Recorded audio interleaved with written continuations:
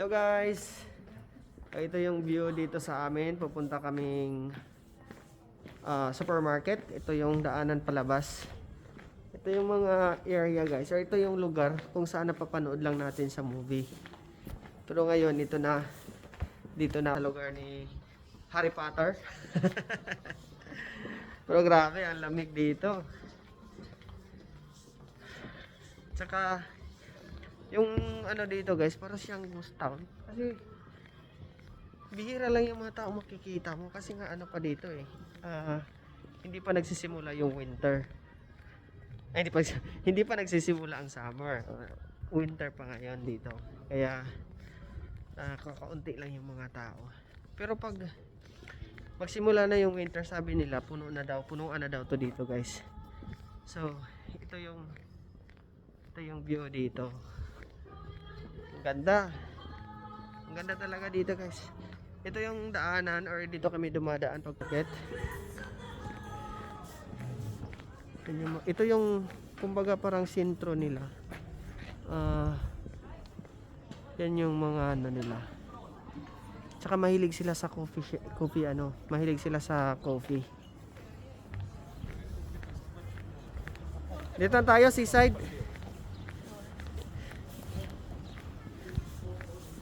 Ito yung mga coffee shop gilid. Maraming turista dito pag summer. Pero ngayon kahit di summer, marami na ring artista na mga turista na dumating. Kasi ang ganda ng vibes dito, guys. Nakakawala ng stress. Kasi nga kikita mo yung nature, kita mo yung dagat. Tingnan mo yung mga puti, guys. Yan. Hindi yan sila nagkakape, nagko-coffee sa loob, nasa labas yan sila nagpapainit yan.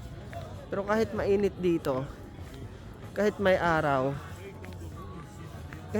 dito guys, pa rin, malamig pa rin. Yung mga bundok nakita nyo yung bundok doon, nag-iilo pa yan. Yung dagat nila dito, ito yung dagat nila.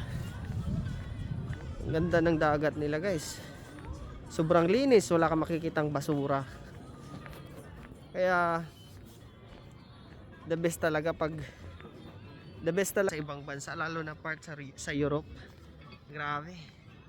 Yan yung view dito guys. Mainit pero ang ginaw. Yan. Yan yung 360 view.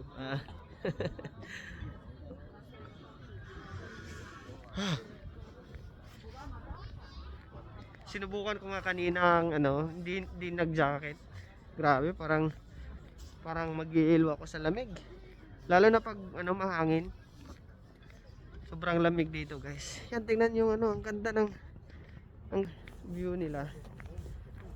Grabe. Tingnan mo. May mga yachts nila dito. Ito yung mga bangka pang pang punta sa laot para unwind. Yan, tingnan mo, ang ganda. Grabe. The best talaga dito. Ito talaga yung island kung saan ako ma-assign guys. Tsaka maraming yung Croatia, maraming island. Kaya marami kang pwedeng puntahan kung gustuin mo talaga guys. Isa sa mga pinaka gusto ko dito sa Croatia, isa sa mga pinaka gusto ko dito is sila napaka-disiplinado talaga. Ang layo natin sa Pilipinas, kaya siguro wala tayo sa kalingkingan kasi tayo yung mga Pilipino wala talagang disiplina sa traffic, paunahan lang, sa basura, tapon lang, basta lang pagkatapos natin kumain, tapon lang kung saan. Pwede naman palang gawin dyan sa Pinas yung mga bawal gawin dito, pwede natin gawin sa Pilipinas kung gugustuhin talaga natin. Pwede natin i-preserve yung nature natin, kagaya nila dito, sa kanila dito guys. Grabe. Hindi ka talaga makakita ng basura Kahit tingnan nyo guys, wala yan. At saka walang mga ano dito, yung mga basurero na naglilinis, wala. Kasi wala naman silang lilinisin na basura. Kasi yung mga tao dito may mga disiplina. Kumbaga, alam nila kung saan itatapon yung pwede i-recycle. Alam nila kung saan itatapon yung mga nabubulok. At saka yung mga hindi nabubulok, sinisegregate nila guys. Kaya ang ganda talaga, sulit dito. Tingnan mo. Tingnan mo yung view. Kami doon sa taas maraming mga building. Maraming mga building doon. Tingnan mo yung mga basurahan nila guys. Yan o. Ganyan lang. Tapos may pipick up dyan. Kaya wala ka talagang makikitang basura. Sobrang linis. Pwede natin gawin dyan sa Pilipinas. Kaso it takes time para baguhin yung sistema dyan sa atin. Tingnan nyo. Grabe. Sulit talaga dito guys. Pag nakapunta kayo sa Europe, bisitahin nyo naman yung lugar ng Croatia. Sobrang ganda dito. Ngayon pupunta tayo sa supermarket. Tingnan natin yung mga price ng kanilang mga groceries. Iwan ko lang kung bukas guys, kasi dito 90% sa population dito sa Croatia Roman Catholic. So pag Sunday, halos lahat ng establishment close. Halos lahat pag Sunday, halos lahat ng mga dito, mga tindahan. Pero mayroon din namang nagbubukas, pero halos lahat nagsasara sila kasi nga para sa kanila sacred yung Sunday. Di sila nagtatrabaho, family day, side na family day, nagre-relax sila, namamasyal, ganon kaganda dito. Yan, dito na tayo sa supermarket. Tingnan natin sana nga open open ata. Dyan kami market. Aside dito mayroong mga supermarket doon sa Lidl, doon sa taas, pero kasi close sila. Ito lang yung market na nagbubukas, kaya dito kami ngayon mamimili. Close? Close ba? Yeah. Close din pala. So hindi kami makakain ngayon ng bigas kasi close. Paano yan? Saan kaya tayo bibili ng bigas nito?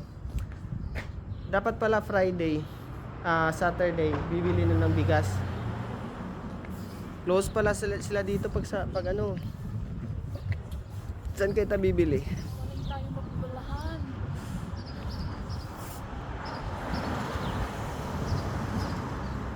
Ito ang view nila dito, kaso ang lamig nga lang.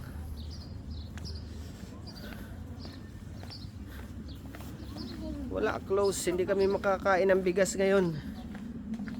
So baka ito na yung simula, magtitinapay na lang kami.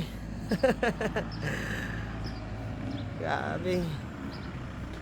Yung view nila dito guys, tingnan nyo. Wow.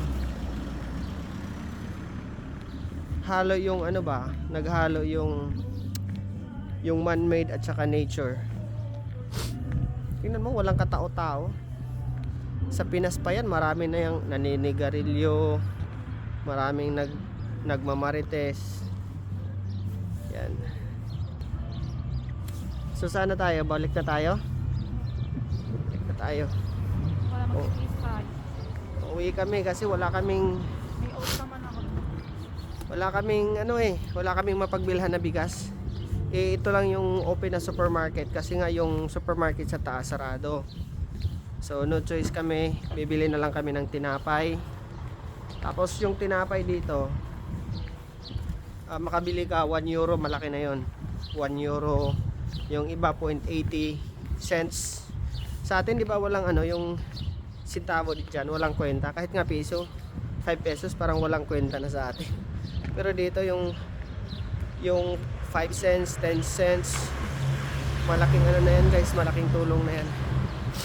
Malaking tulong na yan. Makabili ka na ng maraming ano niyan. Maraming pagkain. Grabe. Yung problema dito kasi namimiyak yung bibig ko pag ano, sobrang lamig. Nagbitak-bitak yung bibig ko. At saka yung kamay ko guys, namimitak-bitak din. Tingnan nyo. Nasugat din oh. Sa sobrang lamig yan eh. Yung ano ko, yung kamay na nagbitak-bitak. Hirap. Siguro ano pa, kasi nag-aada pa lang tayo. Or nag-aada pa lang kami sa klima nila. Try nga natin doon sa taas. Doon na lang tayo. Yung ano pinuntahan namin, malapit din naman doon sa atin. Doon na tayo dadaan sa atin. Doon na tayo dadaan, babalik tayo kasi mas shortcut doon eh. So yan lang muna guys, bye bye.